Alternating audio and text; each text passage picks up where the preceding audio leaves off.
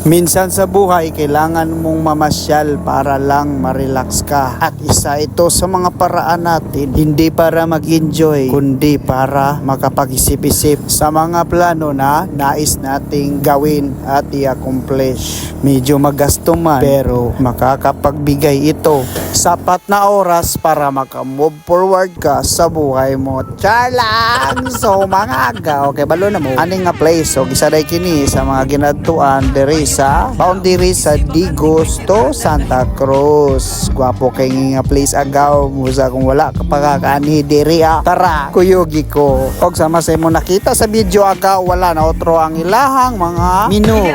Diri agaw na editor na po overnight. Ang editor na agaw kay ang entrance barato ra kayo tumataging team na 20 pesos lang.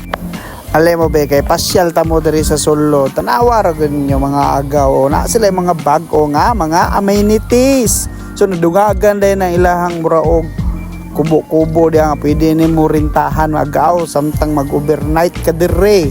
Pwede po diri mag-held og mga event. So ayos gyud diri pagkagabi agaw. Nya chill lang kagawa kay totoo kita na ko sa imo drone shot ani darao.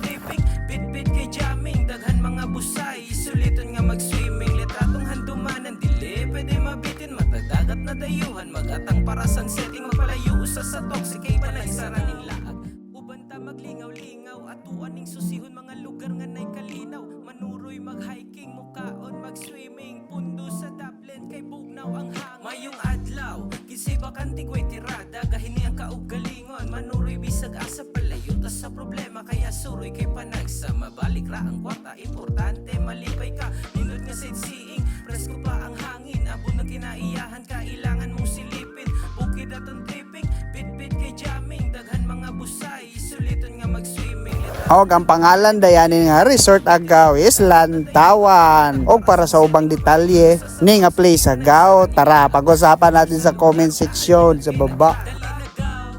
ubanta maglingaw-lingaw atuan ning susihon mga lugar nga nay Unya, salamat sa pagtapos sa video agaw. At kung gusto mo ng ganitong content, don't forget to follow and subscribe para masundan agaw ba.